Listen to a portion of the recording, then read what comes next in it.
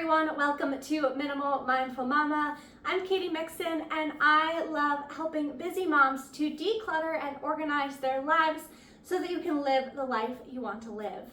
In today's video, I want to talk about some of the things that are difficult to declutter. A lot of my videos focus on quick things you can declutter or things you can declutter in less than 10 minutes. Or when you're feeling stuck, what things you can start with that will be easy and not have that emotional or sentimental attachment.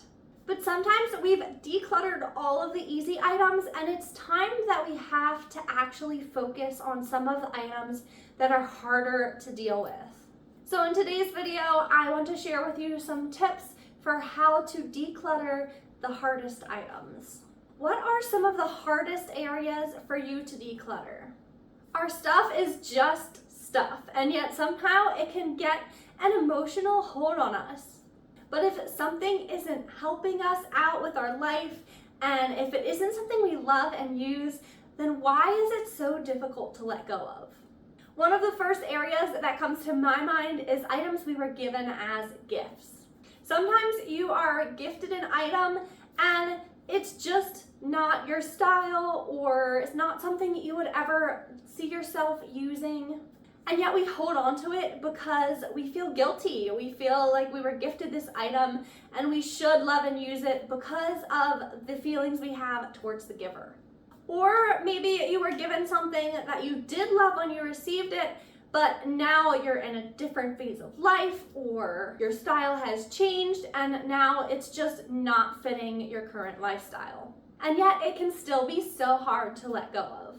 A lot of the things that are hard for us to declutter, it's because it takes kind of a mental reframing around how we're looking at the items. They're not something we can just pick up and say, oh, this is clutter, I don't need this, I'm gonna pass this on. They're things that we have to actually do some mental work and change our perspective on.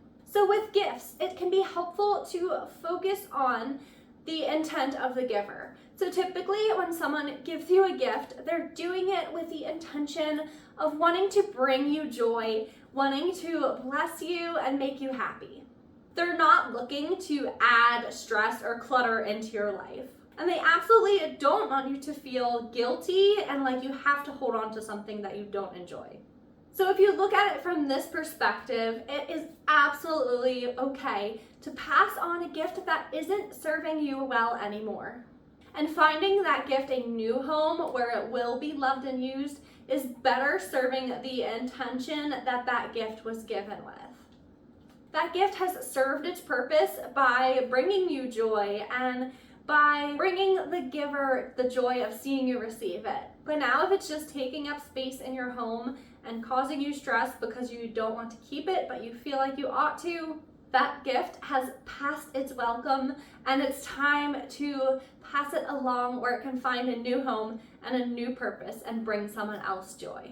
Of course, sometimes gifts aren't necessarily given with the intent of bringing you joy, and it does have somewhat of a manipulative purpose, and that brings me to our next category of hard things to declutter, and that is family heirlooms. Family heirlooms are hard to let go of because you might be thinking that this item has been passed down in your family from generation to generation to generation, and you don't want to be the person who breaks that tradition. Of course, if an heirloom is something that you love or that makes you happy and that you actually enjoy, you should totally keep that item. Removing clutter from our homes isn't about getting rid of things that we like or enjoy. It's just about getting rid of the things that are only there causing us stress. We want to declutter to make room for the things that we do want to look at and that we do enjoy and that give us those happy memories. But if there's a family heirloom that is being passed to you that you do not want, then a good way to handle this would be to maybe pass it along to someone else in the family who would love this item so that it can be enjoyed and the tradition can be carried on through them rather than you. However, if this isn't the case, maybe it's something that nobody wants, or maybe there's no one else who can continue this tradition in your family. then again, this is an area that needs some mental reframing. Maybe this tradition of passing this family heirloom down in your family isn't so much about the item, but has become a tradition of guilt, and passing that guilt and that burden of carrying this item from generation to generation. So rather than feeling like the bad guy and feeling like you're ending this beautiful family tradition, maybe you're breaking a cycle and ending a tradition of guilt and shame that has been passed down from generation to generation. So if this is an item that no one wants, you don't need to feel guilty about letting go of that family tradition and starting a new tradition of knowing yourself and letting yourself be free. We want to bequeath our children things that will make their lives better. So consider starting a new family tradition.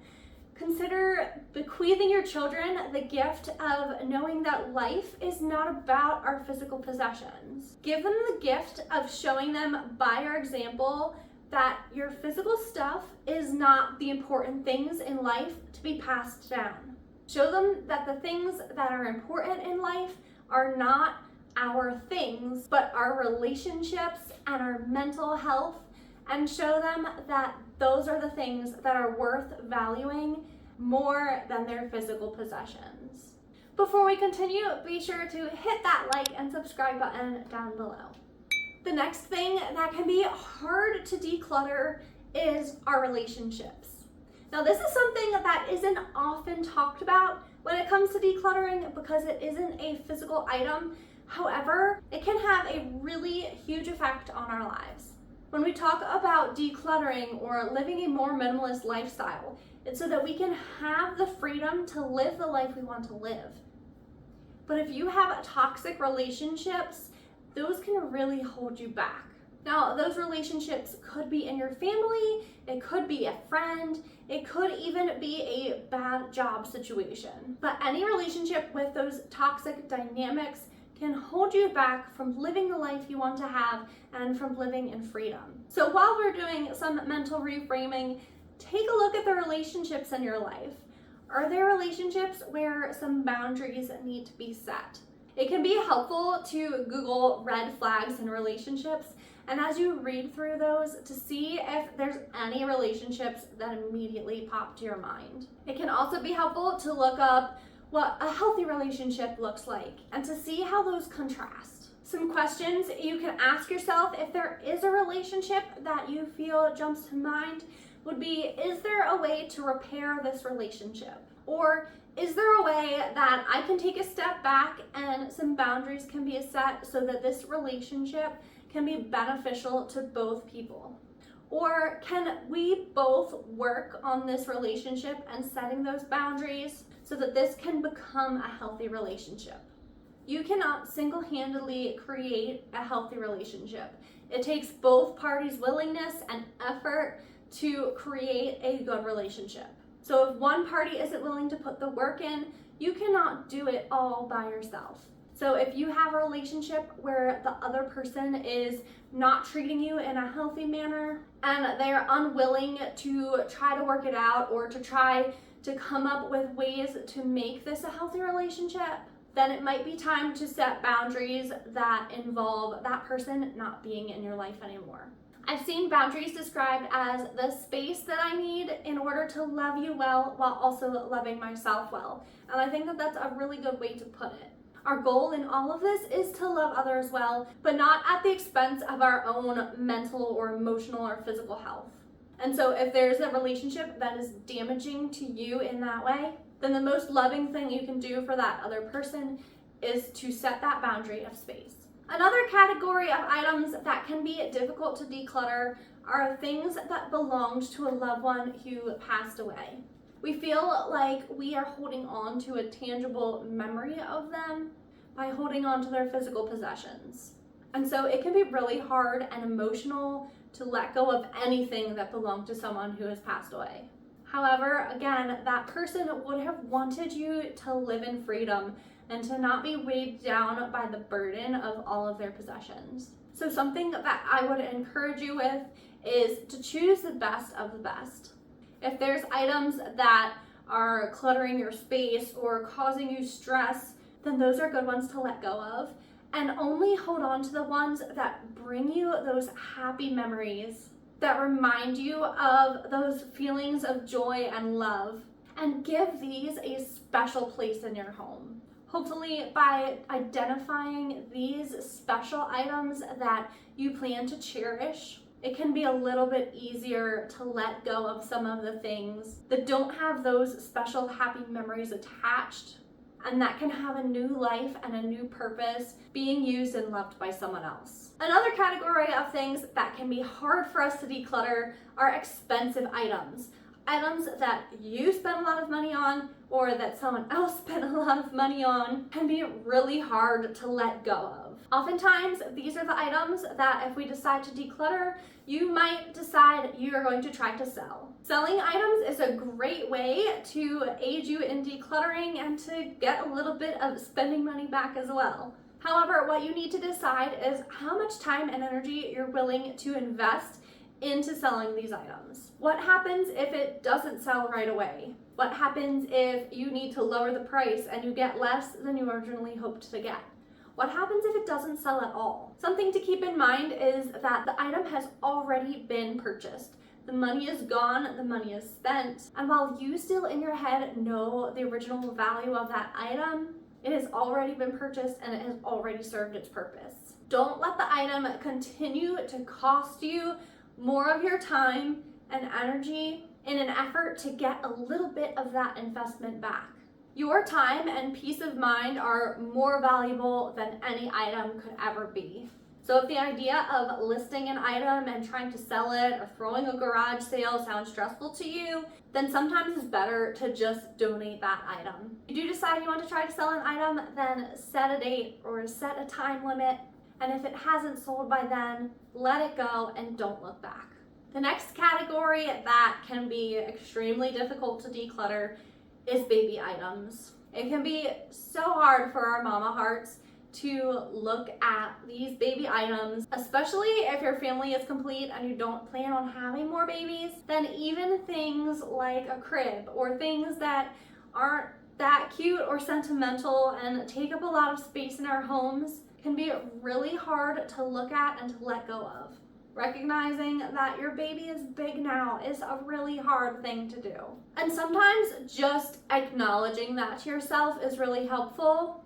So, for example, if I look at, say, the changing table, recognizing that my mama heart can't handle getting rid of that right now and saying, no, I can't do that right now, it's too hard, and giving myself a little bit more time is really helpful. And that way in a few weeks I'm like, you know what, I've sat with that for a little while, I've known that I need to get rid of it, but I wasn't ready to yet, but now I feel like I can do it. Can be a really good way to bring your brain around to the idea of it. I know that I still have my children, they're just a little bit bigger now than they used to be. And so the way that I like to reframe it in my mind is that we're making room for the new adventures and the new little person that they're growing to be. I also like to pick out a few more of the sentimental items and I like to put them in a memory box. So I have a small little box for each of my children that I'll put their special baby things in. So for example, I like to keep their special baby blanket and their coming home outfit and just other little things that are especially sentimental to me. I'll put their baby book in there, and that way when they're older or move out, I can hand them a contained little box of their baby things. Maybe this resonates with you. Maybe when you grew up or moved out or got married, your parents gave you a lot of things from your childhood and kept every single thing. Or maybe you don't have anything at all. It can go either way. But also I am preserving some of those special things for them to have when they're older. Don't let yourself be so burdened by the past that you can't let go and enjoy the new adventures. The next category that can be really difficult is aspirational items. So aspirational items are anything that signify the person you wish you were or aspire to be. So aspirational items would be different for every person, but for example, maybe you wish you were the kind of person who knew how to play guitar. And so you have a guitar sitting in your closet that you don't know how to play and you have never really played, and you don't really see yourself in the near future putting the time and effort into taking lessons and actually learning how to play and practicing and getting really good at it. You just wish that you were the kind of person who played guitar. Or maybe you wish you were the kind of person who runs marathons, and yet you don't really enjoy running and you haven't ever signed up for the 5K that you were hoping to do, but you think it would be cool to be the kind of person who does marathons. Or maybe you wish that you were the hostess and hosted Thanksgiving dinner every year and cooked all of the food for everyone in your family, and yet you really don't enjoy cooking. See, aspirational items are hard to declutter because they represent the person that we wish we were or we hope to become, and that we don't want to let go of because then it feels like we are giving up on that version of ourselves that we wish we were, and we're acknowledging that that will never come to be.